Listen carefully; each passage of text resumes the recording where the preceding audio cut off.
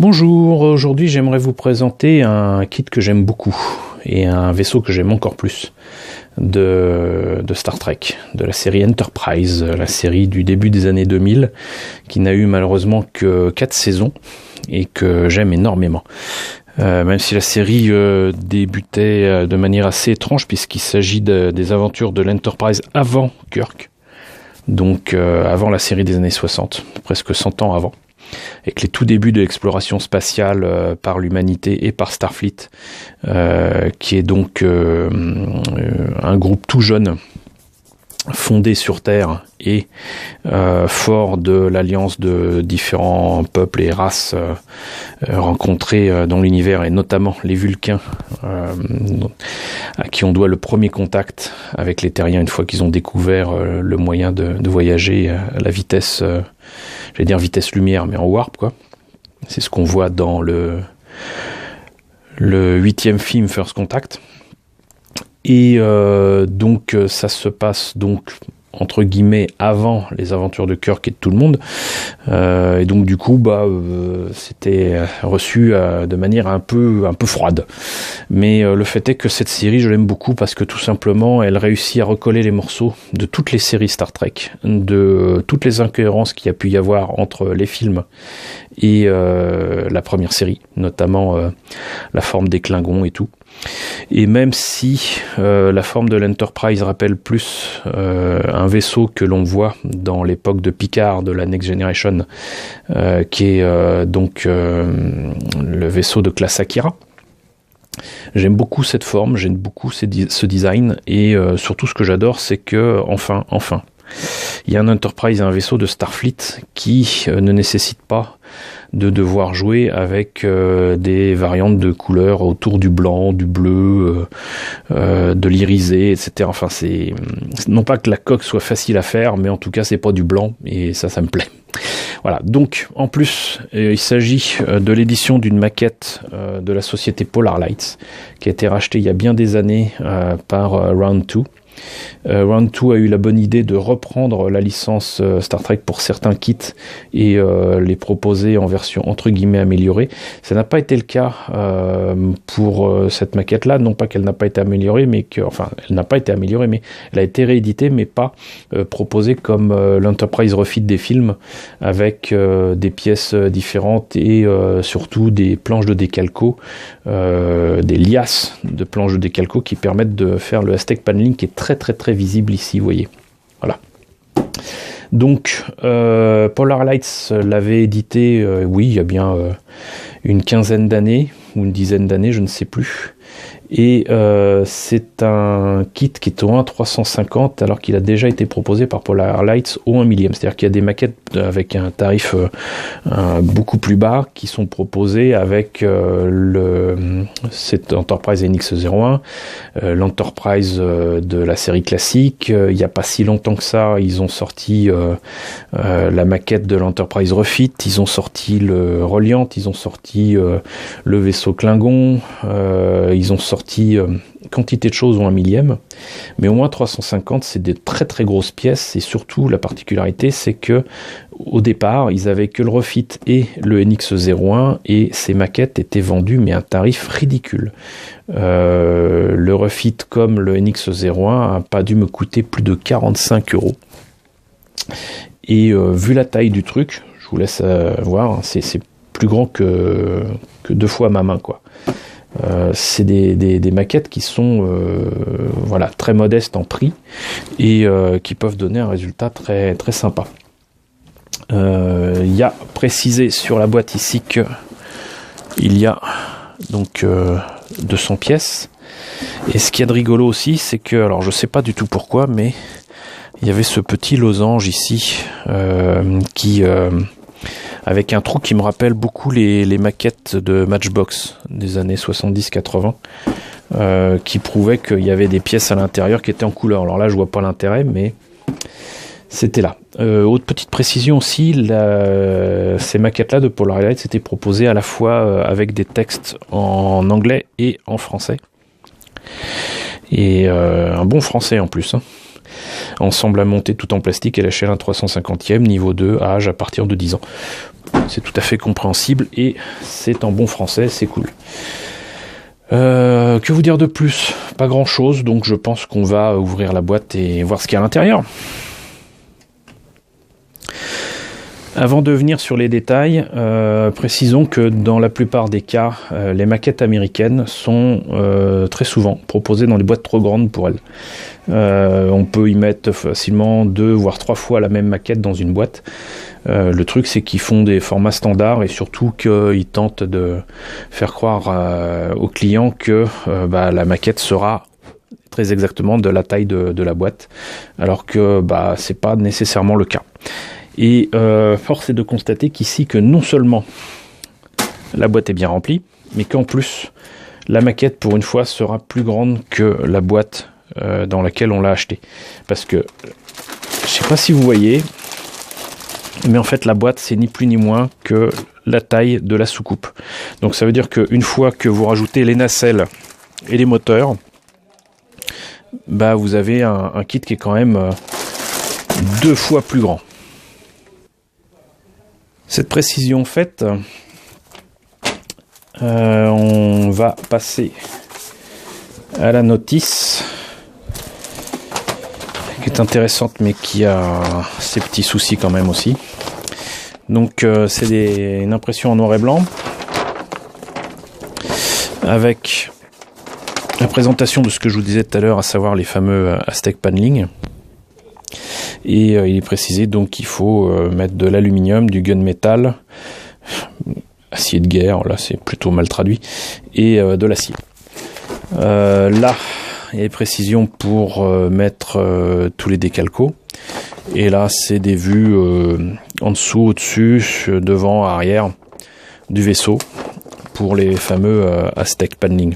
Alors on est supposé se démerder avec ce document. Je trouve ça un peu limite, vraiment.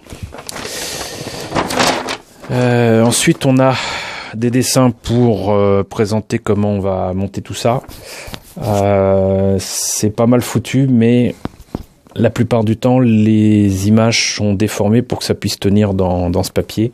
C'est assez étrange. Alors, on commence par les nacelles et la partie warp. Ici, les moteurs avec quantité de pièces transparentes qui permettent de l'éclairer. Là, on voit déjà que c'est complètement déformé. Ensuite, on passe à la soucoupe avec énormément de trous partout qui sont en fait les hublots qui peuvent être éclairés. Donc, du coup, il y a énormément de pièces plastiques aussi. Ça facilite la mise, l'éclairage de la maquette.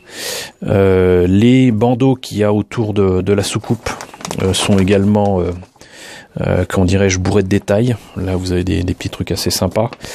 On a l'autre partie de la soucoupe, même réflexion concernant les pièces en plastique transparent, on va voir qu'il y en a énormément. Ensuite on a les moteurs à impulsion, les fameuses bandes qui vont donc être placées sur la soucoupe, et enfin on réunit le tout. Et là vous voyez qu'il y a des pièces qui permettent d'éviter des petits problèmes de liaison entre les deux parties. Et sans ponçage ni rien, ça c'est cool. Je pensais que c'était les moteurs à impulsion, mais visiblement il y en a peut-être d'autres ici. Et on rajoute les moteurs là. Et là vous voyez qu'encore une fois, le dessin est complètement déformé. On dirait un hamburger. Et là on a le socle qui reprend la forme du NX01 grossièrement, avec des petits pics qui permettent de le soutenir. C'est exactement le même principe que pour la maquette au 1 millième, une bonne idée mais qui est mal exploitée. Pour les Aztec Paneling, j'avais commencé à faire des recherches sur le net pour avoir ce genre de choses et essayer de le faire moi-même, mais c'est vraiment trop compliqué. Et puis faire les décalcos moi-même, je sais pas. En parlant de décalco, on a quand même une très très belle planche de décalcomanie ici, avec tout ce qu'il faut. Le seul problème que j'ai, moi, c'est que il n'y a pas moyen de faire les autres options, de faire l'Enterprise de l'univers miroir, de faire le Columbia, etc. Alors que c'est des options qu'on a avec la maquette au 1 millième. Et pour me faciliter le travail d'Aztecing, j'ai fini par commander chez Aztec Demi, que je vous conseille, des autocollants prédécoupés de masquage.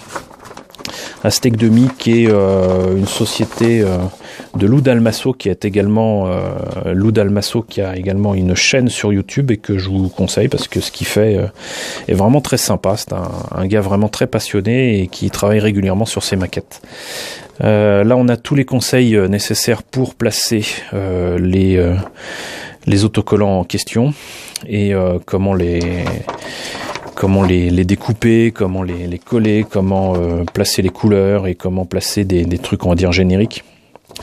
Et tout un tas de bons conseils, vraiment.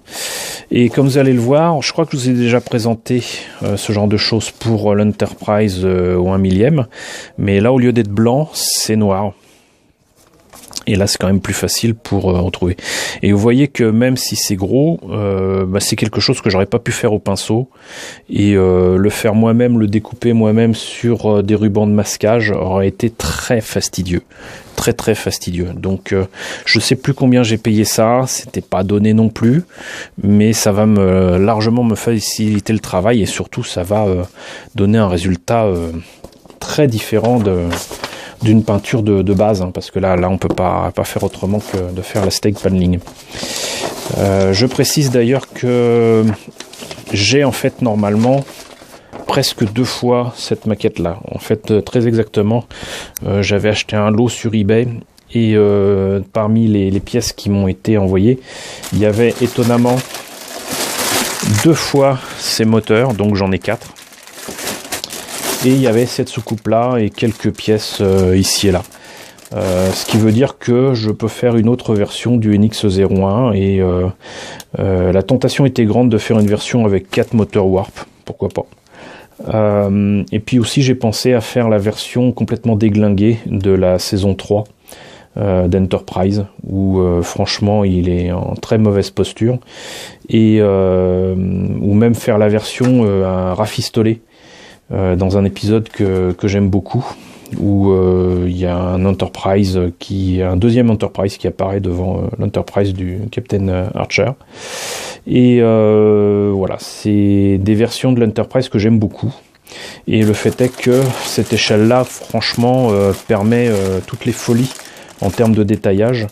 Et avoir un Enterprise à moitié détruit, c'est tentant. C'est très très tentant. Donc cette version-là, je la ferai certainement nickel, j'allais dire sortie d'usine, mais pas trop. Et puis l'autre version, je le ferai certainement détruit. Le problème, c'est qu'il me manque des parties des nacelles ici. Mais j'ai beaucoup évolué ces 10 dernières années et je pense que je devrais être capable de remouler les pièces qui sont là et de faire en sorte de pouvoir reproduire les pièces manquantes. Ça doit être faisable. Si je peux pas le faire moi, je pense que je me ferai aider par des amis. Donc voilà, donc je vous ai déjà présenté la soucoupe. Vous voyez là, il y a les 2 morceaux. Et comme je disais, donc il y a des trous partout pour les hublots, et la passerelle, etc. C'est juste énorme, quoi.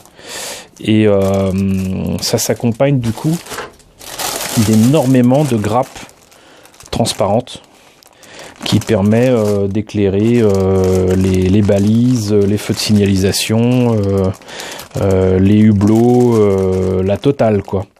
Et ça va faciliter la mise en lumière de tout ça. Il y a d'autres pièces transparentes qui sont livrées avec, alors évidemment pour la passerelle, pour le dôme d'observation, etc. Mais il y a aussi, vous voyez, des pièces pour les moteurs. Et elles sont absolument magnifiques. Mais ce que je note surtout, c'est qu'il y a déjà les petits trous pour placer éventuellement des LED et placer des circuits électroniques pour éclairer l'avant des collectifs Bussard, des moteurs Warp. Et ça, je trouve ça juste excellent, quoi. C'est vraiment génial.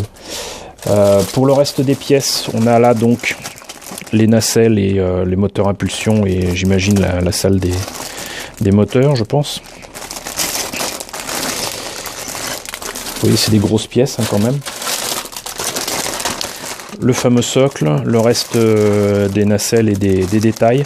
Alors parfois c'est des détails assez fins, mais sinon dans la grande majorité des cas c'est quand même, je vais pas dire grossier, mais ça me rappelle quand même les détails et les maquettes de Citadel de Games Workshop, quoi.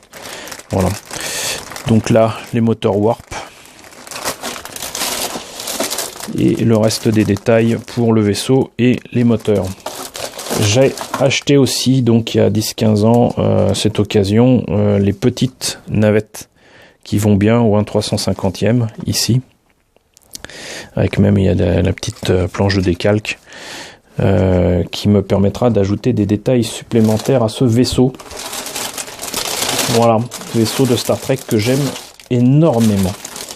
Et j'ai vraiment hâte de m'y mettre, mais par contre, vu qu'il faudra l'éclairer et le peindre avec du masquage, c'est quelque chose qui nécessitera franchement, je pense, plusieurs semaines, voire plusieurs mois de travail, et beaucoup de place dans l'atelier, parce que rien que la maquette elle-même est énorme. Voilà. Bah écoutez, c'était la présentation du NX-01 de Star Trek Enterprise au 1/350 de chez Polar Light. Une maquette qui, vous l'aurez compris, je le répète, que j'aime beaucoup. Je pense vous présenter dans pas très longtemps les versions 1 millième que j'ai fait de l'Enterprise, de l'univers miroir et du Columbia. J'ai pas encore osé faire la version du capitaine Jonathan Harker de base. Voilà, donc j'espère en tout cas que cette présentation vous aura intéressé. Si vous cherchez à obtenir ce kit, normalement il a été réédité il y a peut-être 2 ou 3 ans, donc il doit être plus facilement trouvable sur le net et à des prix raisonnables. N'hésitez pas à me dire ce que vous en pensez dans la section commentaires, n'hésitez pas à liker, n'hésitez pas à partager, n'hésitez pas à vous abonner si ce n'est pas déjà le cas, et je vous retrouve très bientôt pour la présentation de nouvelles maquettes Star Trek.